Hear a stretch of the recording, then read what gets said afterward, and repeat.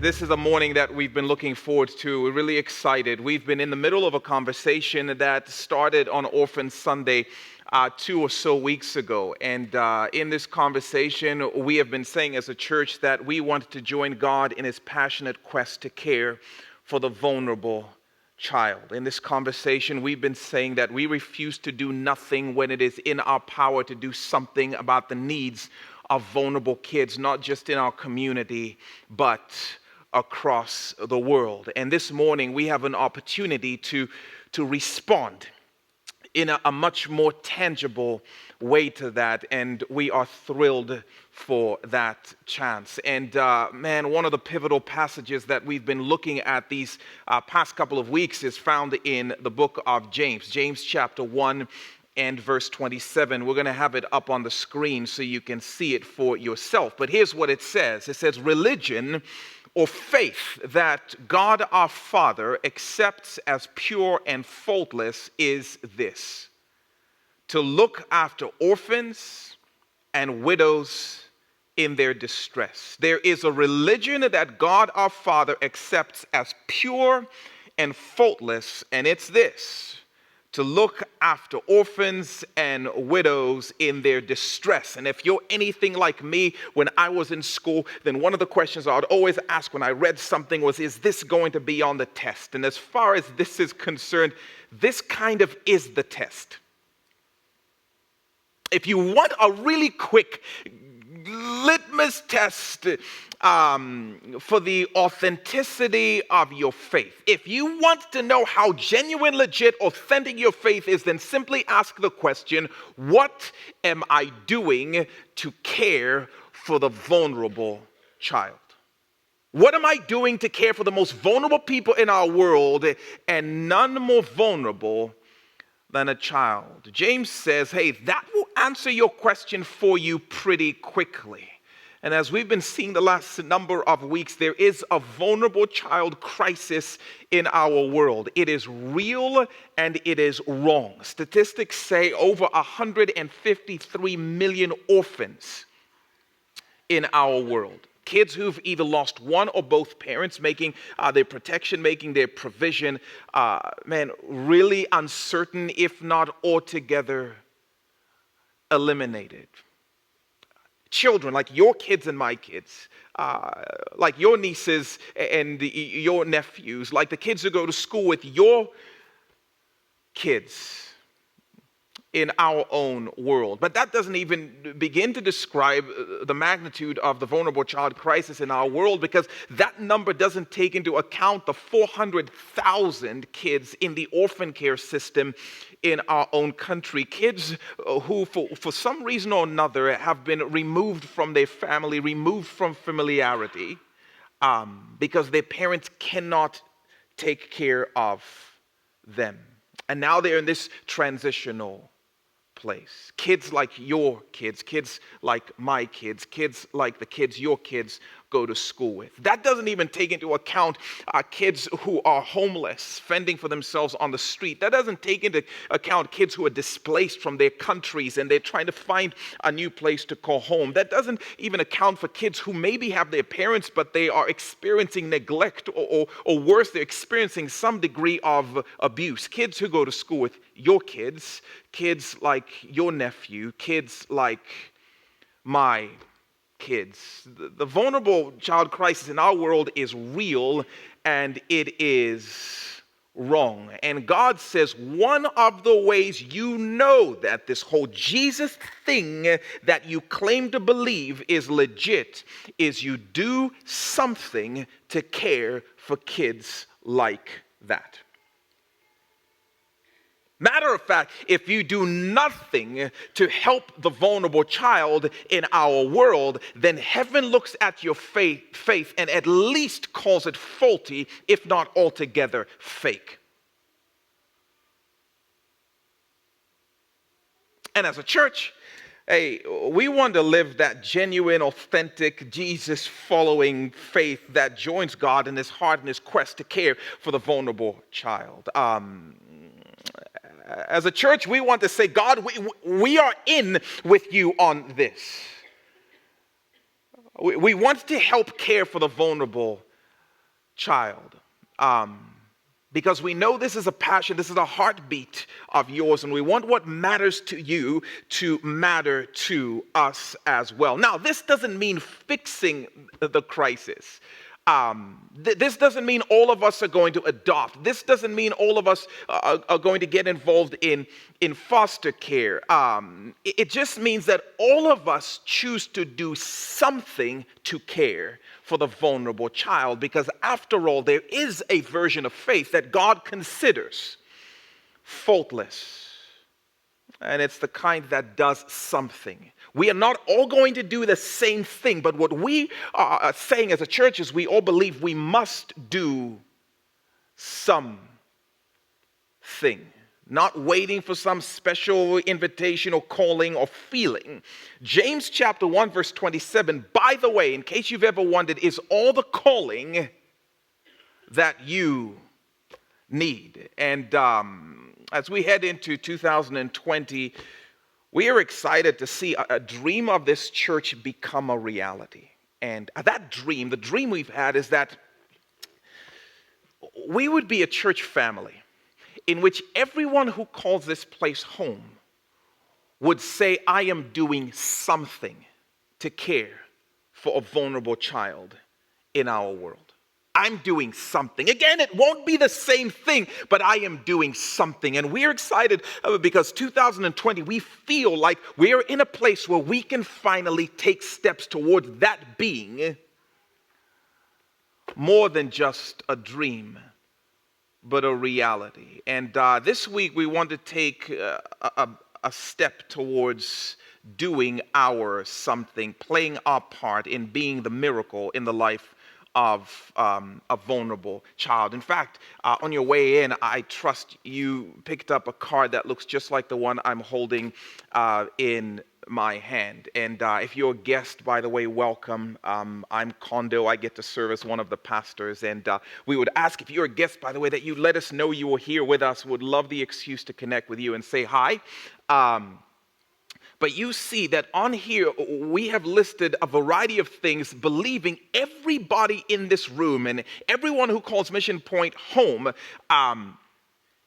can do at least something in this regard. And so last week we kind of talked through some of this list, and this week we want to invite you to take a step to saying, man, we've prayed about it, we've thought about it, and this is the something that we believe that we can and are going to do in 2020. By the way, on this card, and we'll talk about this a little bit more later, some of you are already doing something to care for the vulnerable child. Some of you are working with organizations that Mission Point isn't directly connected to. Would love for you to let us know what that is, to know, hey, we're in this thing called authentic faith together. And so, beneath where it says phone, you can just jot down other, whether it's the organization you're serving with or something that you're doing in your response to God's heart for the vulnerable child. But later in the service, we're going to give you an opportunity to kind of mark this and take your step. Now, because I know the enemy would love nothing more than to sideline us with excuses, I thought we would look at a miracle story, a well-known miracle story in the New Testament that I think invites us away from making excuses. It's a story where you may have heard it.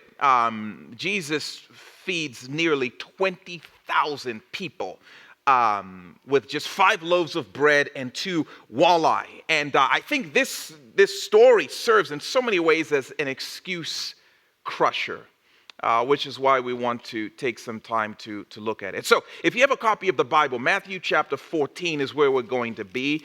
If you don't have a copy, we're going to have the verses up here on the screen. You can follow along that way.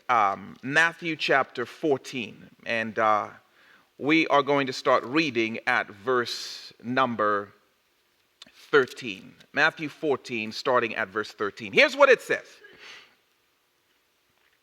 When Jesus heard what had happened, well, he withdrew by boat privately to a solitary, quiet place, Hearing of this, the crowds followed him on foot from the towns.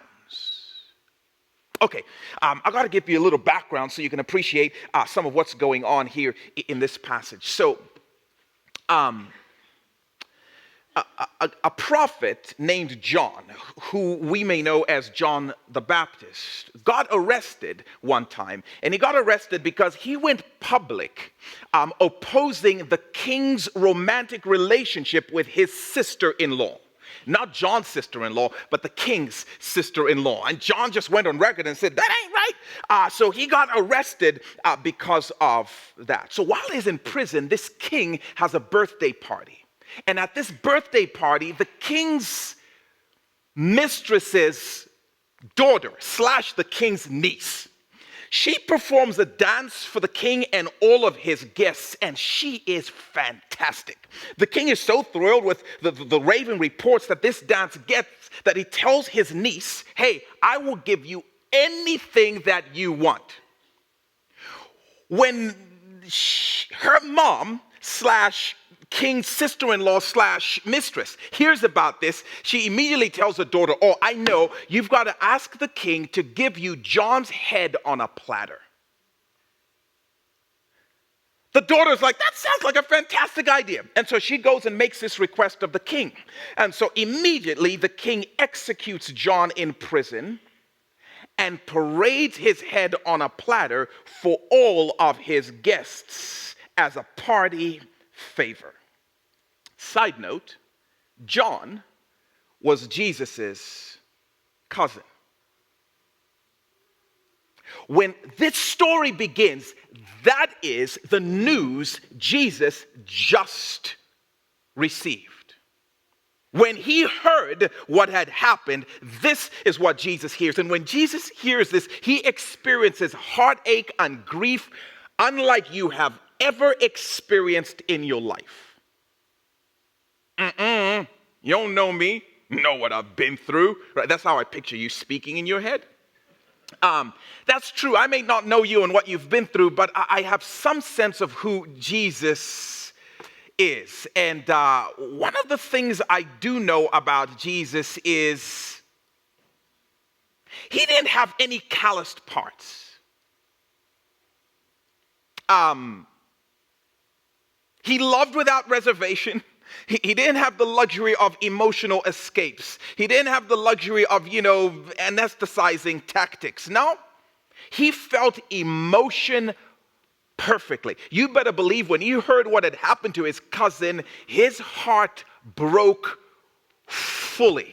And he did what a brokenhearted person may think to do. He attempted to steal away and just kind of be by himself, to just take a moment to grieve, to just take a moment to cry.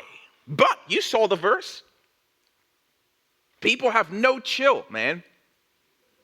When the public heard that, Jesus had gone to a private location because his cousin is dead, people, they say, oh, well, I think he'll be happy to see us.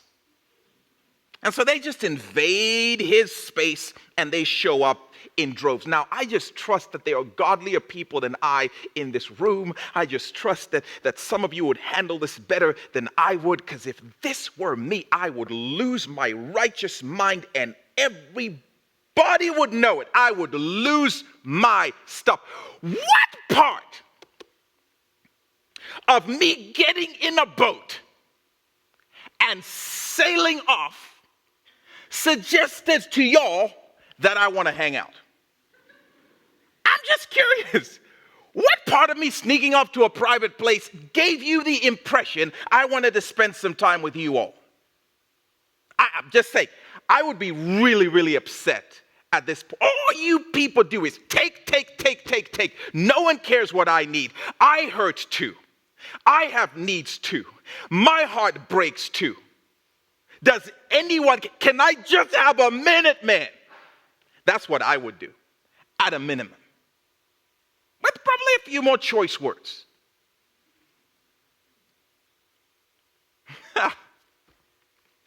But then, spoiler alert, Jesus spends all day healing these intruders. And as if that weren't enough, he feeds all of them by the end of this particular day. And I'm just talking to someone who may be tempted to say, it's not a good time. I mean, I would do something for the vulnerable child in the world, but it's not a good time.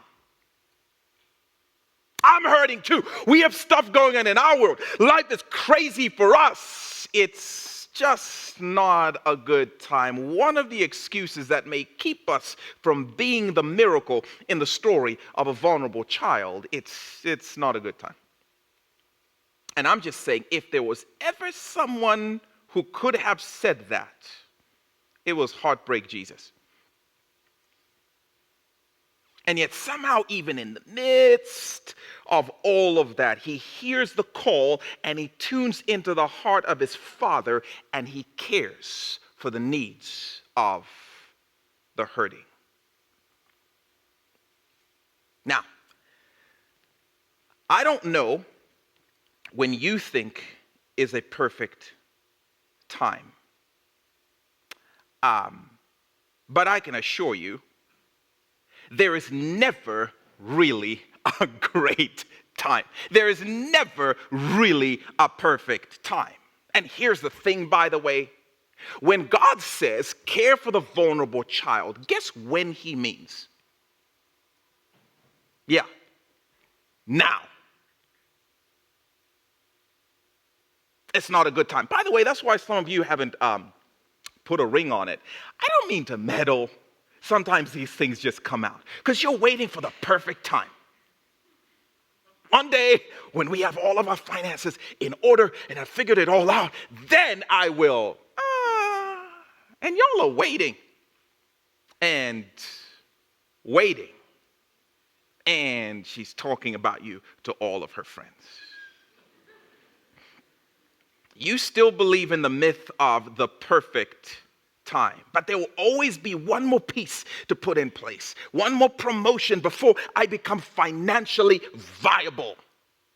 One more year to finish college. I mean, to finish graduate school. I mean, to get PhD. I mean, to get my first job. There will always be one more hurt for us to feel fully healed from. And then, I'm just saying, now is not a good time, but one day when we are there, when you are where, well, I don't know, but we'll know when we get there. We're just not there yet. But when we get there, wherever there is, then, we'll help. Come talk to us then. Now, it may not be the best time to do that thing, but now is always a good time to do something. The command of God is not waiting on you to feel ready. Stop using unresolved issues or imperfect circumstances as an excuse. Jesus didn't. Now, I can promise you, God is not going to ignore your busyness. He's not going to ignore your craziness. He's not going to ignore the hurts that you're carrying, Jesus, over the death of your cousin. He is not going to ignore the wounds that you are experiencing. He will meet us in them, but he invites us to join him now. Verse 14, when Jesus landed and saw a large crowd, he had compassion on them and healed their sick. I'm just trying to read the Bible in real time, because whenever I do that, I'm like, wait, what? No way. There is no way that just happened. This is one of the most stunning responses in the Jesus Chronicles. Jesus lands on the shore, and these people have beaten him by foot, and they're waiting for him. Not a moment of solace that he hoped for did he actually get. And he steps up the boat, and he looks at all of them, and he has compassion on them? No. Like, you mean 4 months later? How long was this boat trip? Like, no. He had compassion on these stalkers. What?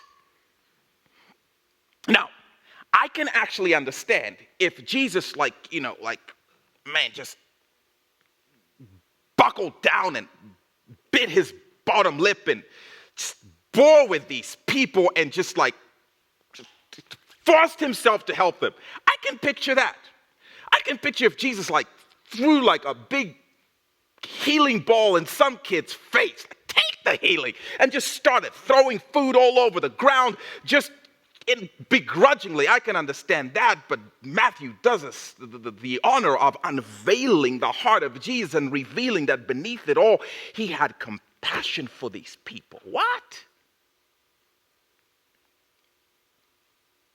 Now, it bears mentioning that compassion, while it often experienced as this gut-wrenching emotional feeling, is actually not based in the gut-wrenching emotional feeling. Compassion is actually based in a choice called empathy. It's the practice of putting oneself in someone else's shoes. When Jesus sees them, he has compassion. He chooses empathy. He thinks not only of his own hurt, but somehow in that moment thinks about their hurt and puts himself in their shoes. I tend to see and feel the inconvenience to my hurt and feel the inconvenience to my hardship. When Jesus looked at this crowd, he saw scared moms with their sick kiddos. And he managed to say, if I were in her shoes, I would do the exact same thing. I get it. When he sees them, what he sees is grown-ups with their aging and ailing parents, with no ability to care for them. And I imagine Jesus is saying, if I were in your situation, I would have done the same thing. I lost my dad, Joseph, years ago. And man, what I would have done to help him. And he puts himself in their shoes. What he sees is blind women who have no concept of the color that his father has sprinkled in their world. And for one moment to be able to see, yeah, I would stalk somebody too. He puts himself in their shoes. What he sees is lame men who don't have the luxury of stealing off to a quiet, solitary place if they're hurting because they can't move. And Jesus says, I get it. If I were in your shoes, and as he chooses empathy, something happens inside of him. And he has compassion on them. And I'm just talking to someone who may be tempted to say, man, hurting kids is not my passion. Vulnerable kids are not my thing. I don't feel it for that kind of thing. So, some people, they have that feeling. Not me. That's not the real question. You don't actually have to be passionate to be compassionate.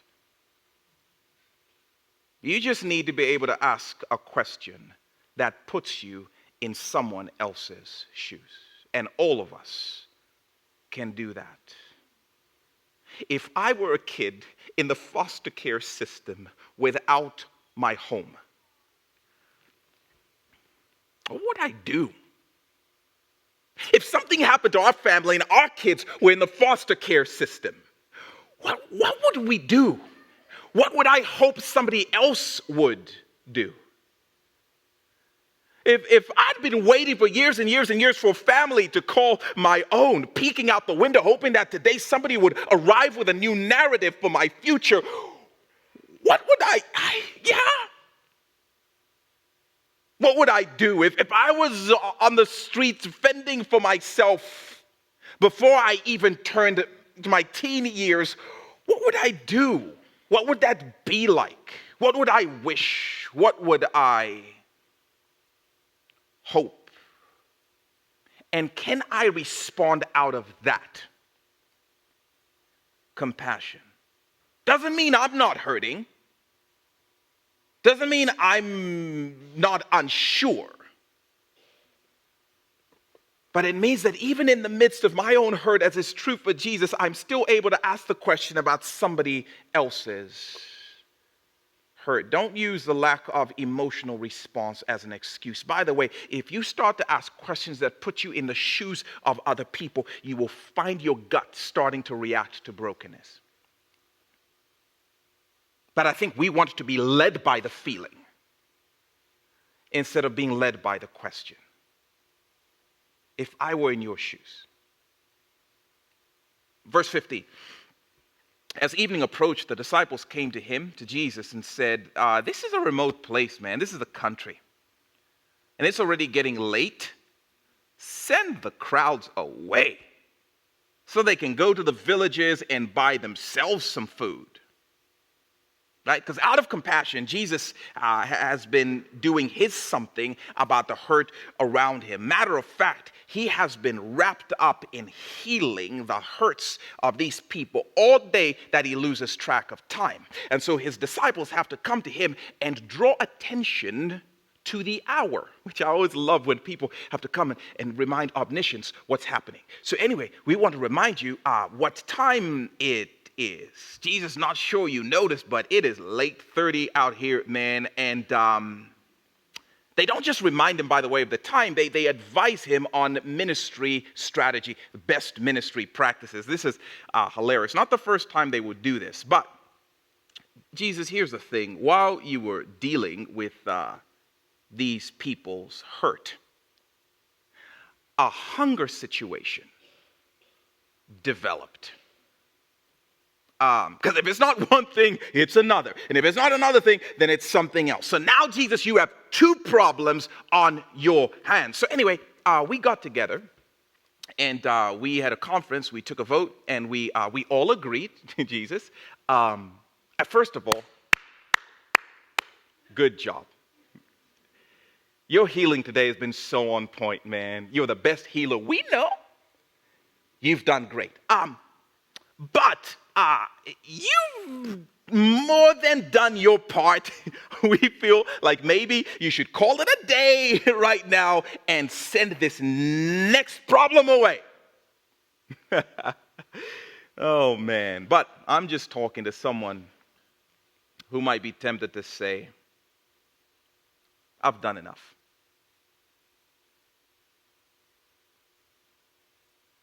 This next one is not my problem. I've done enough. I'm talking especially to those of us who have maybe taken steps to care for the vulnerable child. I'm talking to those of us who've maybe taken steps to care for the vulnerable child and it's gotten difficult. I'm talking to those of us who've maybe taken steps and it feels like it is day and night, from morning to night. And if it's not one thing, it's another. And if it's not something, something else seems to develop. And another complication comes up. And then the paperwork breaks down. And then things get really difficult. And everything in us just wants to say, send this next problem away. We will do something, but we've done enough. And matter of fact, slow clap for us. So, Jesus, if you don't mind, can we have your blessing to be done for now? Because enough. I remember the thing we did one time for that vulnerable kid, Jesus. You remember. Enough. Now, okay, isn't it interesting though? If I asked you, have you heard the story of when Jesus fed 5,000 / close to 20,000 people? Many of us in this room would say, yep, I've heard the story. If I asked you, hey, do you remember what Jesus was doing right before he fed the thousands and thousands of people? Many of us would need a lifeline, would be like, I'm going to have to call you back on that one. I need to think, what was he doing right before that? Was he maybe teaching? If you had asked me that question 5 days ago, I would have had to think, what was he doing before that? He had spent a whole day healing people. But isn't it interesting that the thing history recorded about this day was actually the thing that happened after the disciples thought we've done enough? I'm just telling you, some of the most beautiful parts of your story are going to happen on the other side of I feel like I've done enough.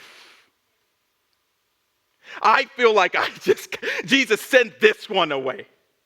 And yet it just continues to persist. I find that so fascinating. Sometimes it's the obedience that comes after you feel like I've done enough that invites you into what you will be most glad that you did. The question is, Father, what are you inviting me to do next? Look at Jesus' classic response, by the way, verse 16. Jesus is so good. Read this in real time. Jesus replied, they don't need to go away. You give them something to eat. That's so good. Jesus is like, you take care of it. What? I just came to tell somebody, sometimes Jesus puts in you more than you know. I just came to announce that sometimes heaven has given you more than you have ever even stopped to imagine. And it will come into place. Beyond that place where you feel like, I've done enough. I'm telling you, the church is so much greater a force for good in this world than it often realizes. Heaven is looking at us like, oh man, they don't get it. They are armed to change the world. I know they feel depleted. But just beyond this point where they feel like, send it all away, enough. Jesus says, you take care of it. The crisis is too great. No, you take care of it. No, but shouldn't the government, except I told you to take care of it. But how? And honestly, to be fair, Jesus does ask them to do something that they legitimately don't have the resources to do. How do 12 people feed almost 20,000 people? That feels impractical. Their response makes sense if you ask me. Verse 17. Jesus? Yes, Peter. We have here only 5 loaves of bread and 2 fish. They answered. And I'm just talking, by the way, to the person who might be tempted to say, I would, but I don't have enough. 153 million plus vulnerable kids. How can the church even? We don't have enough. What? A kid in our home?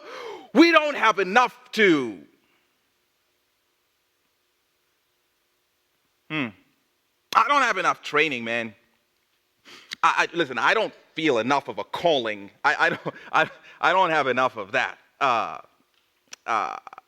don't have enough life experience. I'm in high school, man. Send this issue away to the college students. The college students are like, don't put this on us, man. We have work to do.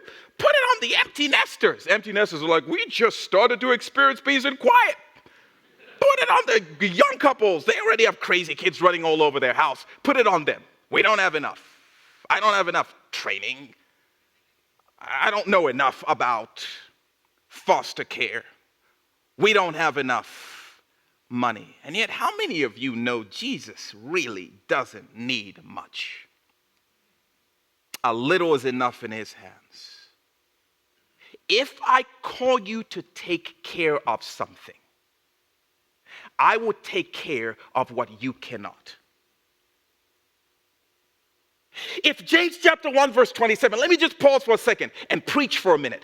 If James 1:27 says, you take care of the orphan, you take care of the widow, it means he will give and take care of whatever we feel we cannot once we start to step into those spaces. I don't know what you feel like you don't have enough of, but the call doesn't change and the supply will show up.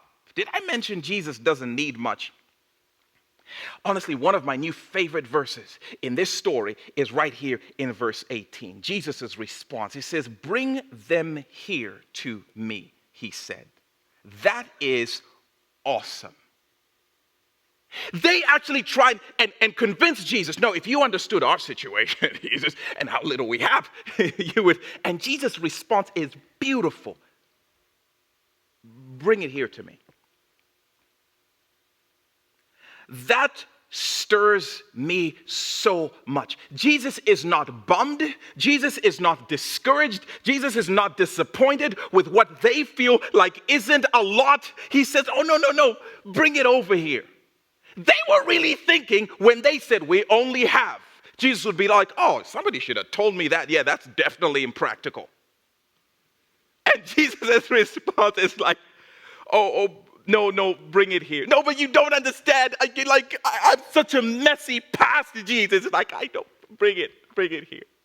No, you don't get it. Like, I drop children on their heads. Yeah, bring it here. Bring it. No, you don't understand. We can only adopt one. Yeah, bring that. I only have enough strength to pray for someone. Get over here. Bring it. But we don't have enough money. Yeah, bring it here. You know how you think that you're somehow going to convince Jesus by telling him you only have? He doesn't need much. I love his response. It's like, bring it. But we could only rake. Bring the rake over here. We will change the world of a child with a rake. Bring it over here. I love this verse. I can only babysit. Bring it here. And thank you, because the person sitting next to you.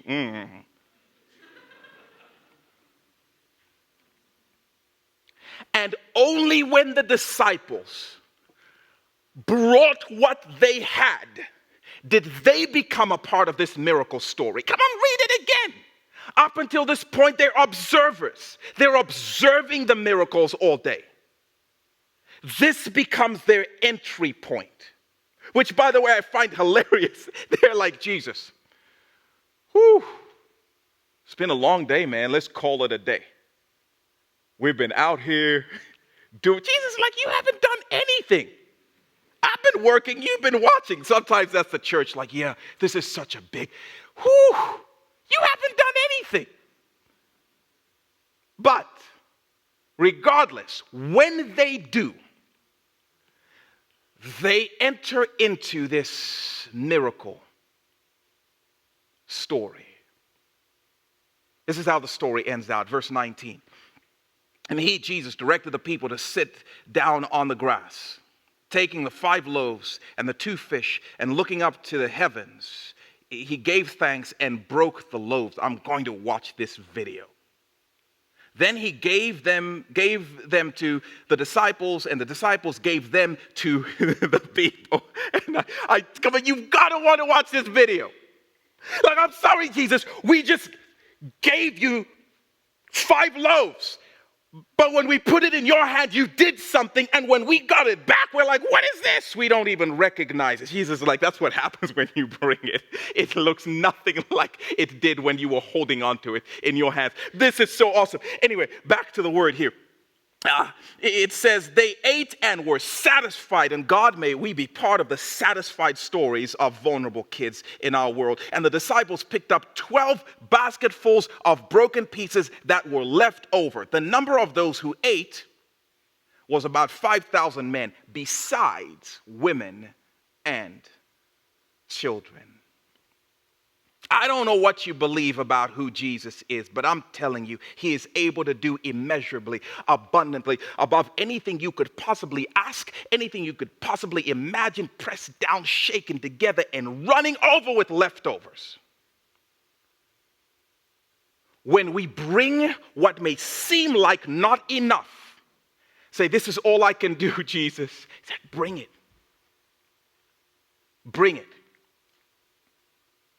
And we are believing for that in 2020. We know he's calling us to be a part of the miracle story for a vulnerable child. And I'm telling you, it'll start when you do something.